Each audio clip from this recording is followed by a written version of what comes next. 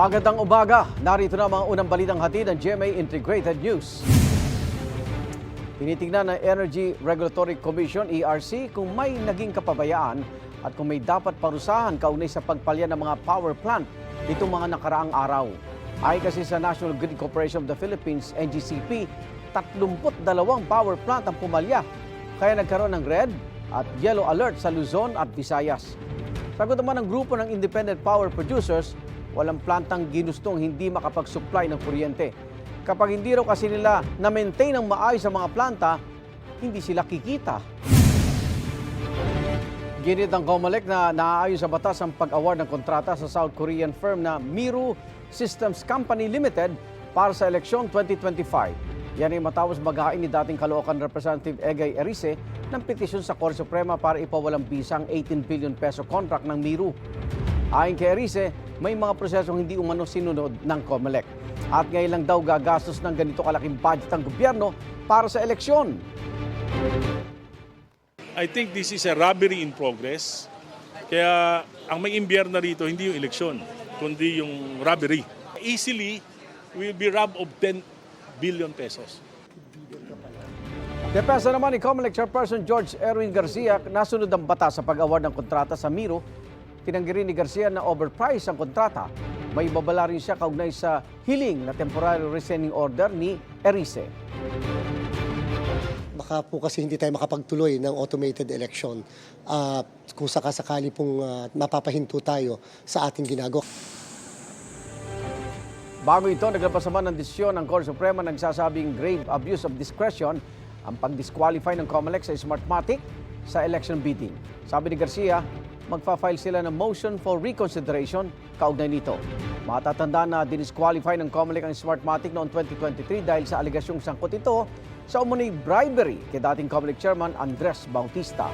Dati na itong itinanggi ng Smartmatic.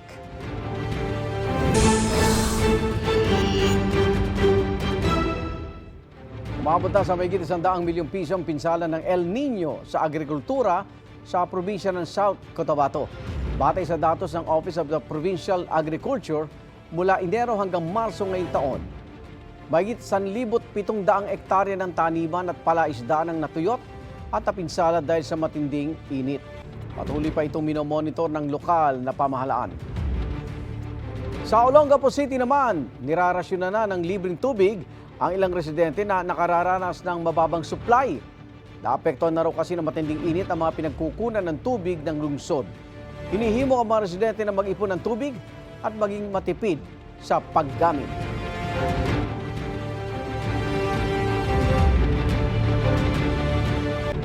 Iginiit ng ilang universidad at kolehiyo sa Tuguegarao City na walang basihan ng ulat na dumarami ang Chinese students sa Cagayan Province. Sa kanilang joint statement, sinabi ng mga eskwelahan na iba't iba ang nationalities ng 486 foreign students sa St. Paul University of the Philippines. Malayo raw sa naunang iniulat na 4,600 Chinese students. Wala naman daw foreign students ang University of Cagayan Valley, University of St. Louis Tuguegarao at Medical Colleges of Northern Philippines. Wala rin foreign students sa mga pampublikong universidad at kolehiyo sa Cagayan Province, ayon naman sa Commission on Higher Education. Gayunpaman, handa raw silang tumulong sa mga investigasyong isasagawa ng Senado at Kamara kaugnay sa umunoy dumaraming Chinese students. Nilinaw rin ng CHED na may autonomous status ang SPUP Tuguegarao mula 2002 kaya malaya itong makipag-ugnayan sa mga paaralan sa ibang bansa para sa kanilang foreign student programs. Ayon naman sa Chinese Embassy, walang basihan ang mga negatibong pahayag kaugnay sa educational exchange ng China at Pilipinas. Malisyosong hakbang lang daw ito para lalong pagdudahan at kamuhian ang China. Pansamantalang binatigil ni Pangulong Bongbong Marcos ang paniniket sa mga e-bike, e-trike at iba pang light vehicles na dumaraan sa mga national road sa Metro Manila. Kasabay nito may panawagan ang mga driver. Live mula sa Maynila, may unang balita si James Agustin. James! Gan, good morning. Isa lamang itong Recto Avenue sa Maynila kung nasaan ako ngayon doon sa mga pangunahing kalsada na tinukoy ng MMDA na bawal na dumaan yung mga electric vehicle, maging yung mga tricycle, pedicab at kuliglig. Bagamat ikinatawaigan niya ng mga nagmamaneho na wala na muna mangyayari na paninikit o di kaya naman pagmumulta, meron silang apela sa gobyerno. Batid ni Aning Vicky na bawal na dumaan ng e-bike sa Recto Avenue, isa sa mga pangunahing lansangan na tinukoy ng MMDA. Pero dahil sa utos kahapon ni Pangulong Bongbong Marcos na wala munang paninikit, pagpapamulta o pag-i-impound ng e-vehicle sa daraan sa mga highway sa loob ng isang buwan, makikipagsapalaran daw muna siya. Ako lang po kasi ang namimili, ako lang po ang nagtitinda, ako lang po ang naghahanap buhay sa amin. Pag wala po akong ganito, paano ko po ipadadialysis ang anak ko? Si Mang Cesar naman, halos 5 taon na rin katuwang sa hanap buhay ang kanyang e-trike. Dahil bawal na silang dumaan sa Recto Avenue, piling oras na lang daw sila bumabiyahe sa mga inner roads pa. Kasi sobrang mahalaga po sa amin yan kasi yan ang hanap buhay namin. Diyan nakasalalay yung pang-araw-araw po namin na panggastos. Kasi pag hindi po kami mga pamasada na maayos, paano naman po pamilya ko? Hindi lang mga electric vehicle ang sakop ng ban. Bawal din sa mga pangunahing lansangan ng mga tricycle, pedicab at kuliglig. Tsempo-tsempo lang kasi minsan yung mga nanguhuli palipat-lipat lang eh. Kaya kami tumitsempo lang, di kung may huli, di kami dumadaan. Ayon sa MMDA, 2,500 pesos ang multa sa mga mahuhuli. Kapag hindi rehistrado o walang maipakitang lisensya ang nagmamaneho, i-impound ng unit. Malaking halaga lalo na sa mga maliliit na negosyante. Kaya may apela sila sa gobyerno. Bigyan na lang po nila ng lisensya, ng pagkakataon para makapag-anak buhay. Kasi tayo po, napakaliit po nating tao para po hulihin. Sa konting kikitahin, mapupunta pa po sa pangmulta. Dapat po gawan po ng paraan na para makabiyahe din kami ng maayos. Hindi yung tulad nito para lang kaming daga na lilitaw lang pag wala yung manghuhuli sa amin. Sana huwag naman masyadong mahigpit. Kasi dito lang yung hanap buhay namin eh. Yun lang. Huwag masyadong mahigpit. Samantala, Igan, ngayong umaga ay wala pa tayo nakikita ng mga tauhan ng MMDA na umiikot o di kaya naman nakaposte dito para manita dun sa mga makikita natin ng mga electric vehicles na bumabaybay dito sa Recto Avenue. Bahagi na po ito ng Divisoria dito sa Maynila. Yan ang unang balita. Ako po si James Agustin para sa GMA Integrated News. Muling itinaas sa red at yellow alert ang Luzon at Visayas grid kahapon dahil sa manipis na supply ng kuryente. Ayon sa ilan nating kababayan, gusto man nilang magtipid sa kuryente, paano ito gagawin ngayong napakainit ng panahon? May unang balita live ni Paul Hernandez ng GMA Regional TV, Balitang Sudden Tagalog. Paul? Susan, ayon sa NGCP, hindi pare-pareho yung alerto sa magkakaibang oras dahil nakadepende raw ito sa generation, supply at demand sa kuryente. Sa ikatlong sunod na araw kahapon, nag-issue ng yellow alert status sa Visayas grid ang NGCP mula 1:00 ng hapon hanggang 9:00 ng gabi. Itinaas ito sa red alert status mula 6:00 hanggang 7:00 ng gabi dahil mas mataas ang demand ng kuryente. Ayon sa NGCP, 13 planta sa grid ang nasa forced outage habang 9 naman ang nag-ooperate na derated o mas mababa sa kapasidad kaya numipis ang supply ng grid ng 696 megawatts. Abiso ng NGCP sa mga consumer, magtipid ng konsumo sa kuryente. Of course, intindihan nato with El Nino, need gid nato no ang aton nga mga ventilador, aton mga aircon. But for the other activities na pwede naton i-adjust siguro like ang usar sang electric iron, no? Magpamlansa, pwede naton i-adjust siguro sa off-peak hours or mga weekends lang nga tingob.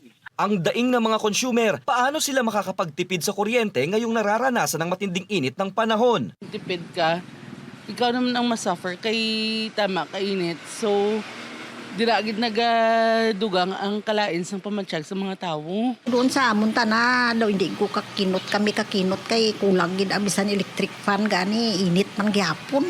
Dagdag pa raw sa pasani ng mga taga Iloilo City ang pagpapatupad ng taas singil sa kuryente ng more power. 27 centimos per kilowatt hour ang dagdag sa electricity rate ngayong Abril. Ang ating generation charge accounted for around 46 centavos.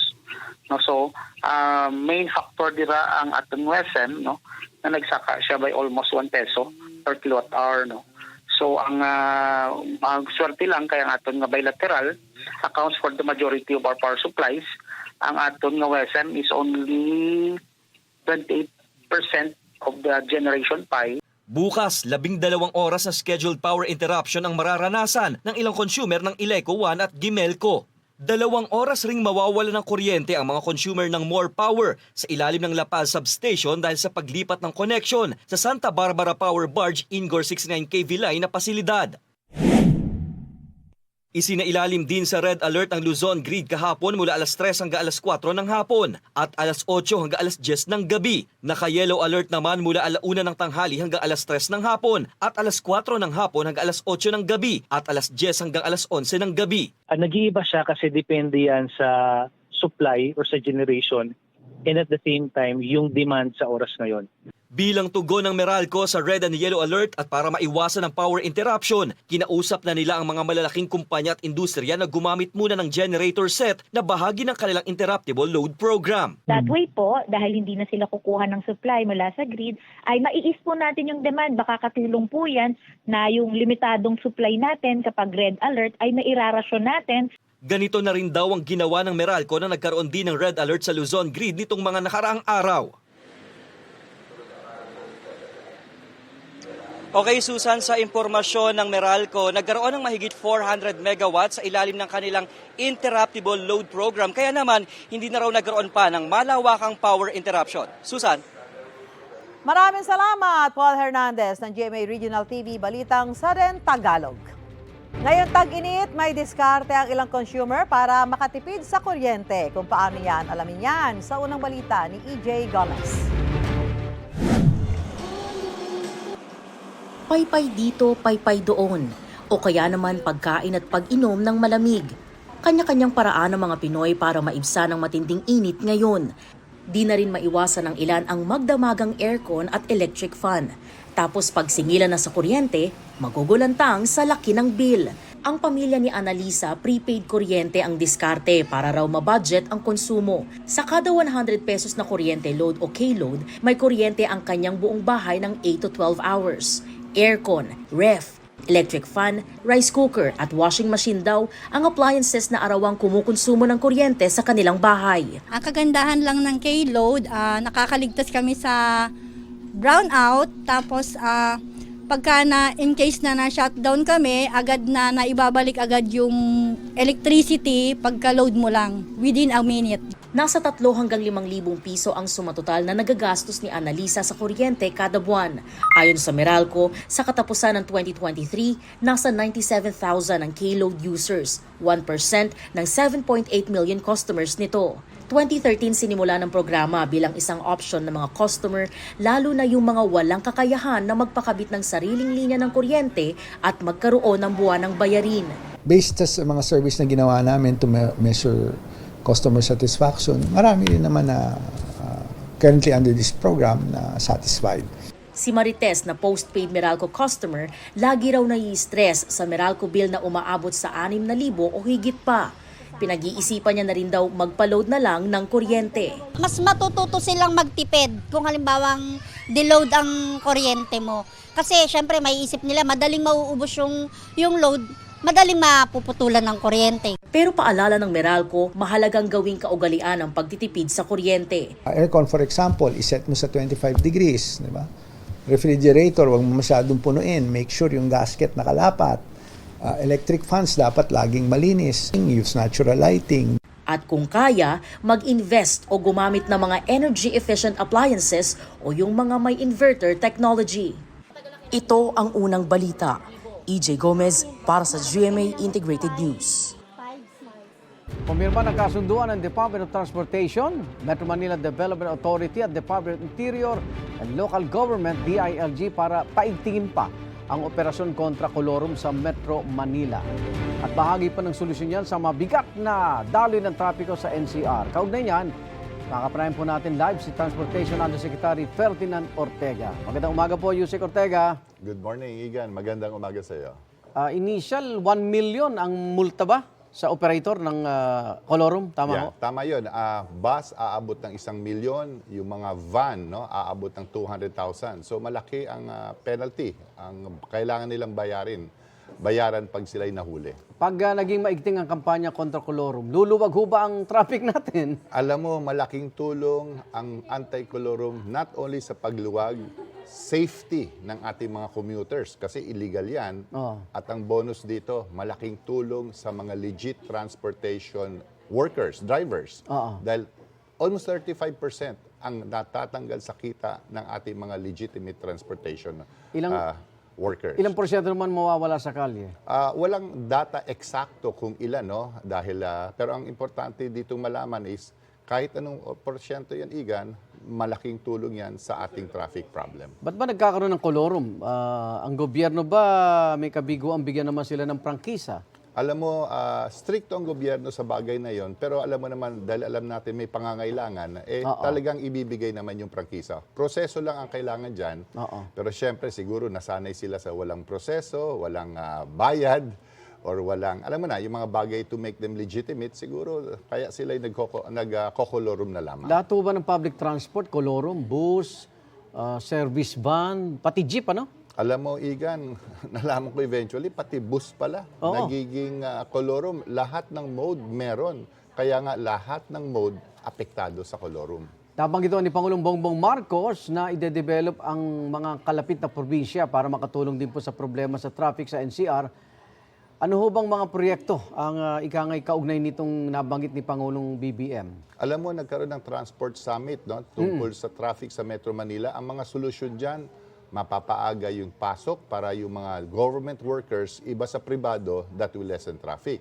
Yung mga 200 ata na mga opisina ng national government na dapat nasa 4A region, ilipat sila or ibalik sila sa tama nilang lugar para luluwag ang trapiko natin dito sa Metro Manila. So marami pa yan, Igan, para maliit or malaki ang magiging tulong yan at the end of the day sa traffic natin dito. Nasa ilalim ba ng office mo yung panibagong sinasabi ng Pangulo na bigyan muna ng 1 month na palugit itong mga e-trike, tricycle, e-bike at iba pang light vehicles sa mga major road? Well, ito ay sa MMDA at saka sa LTO na rin. So, sa parte ng DOTR, tutulong naman kami sa programang iyan. Enough ba yung 1 buwan para natin yung impormasyon, maipakalat sa kanila na talagang mahirap maaksidente, ha?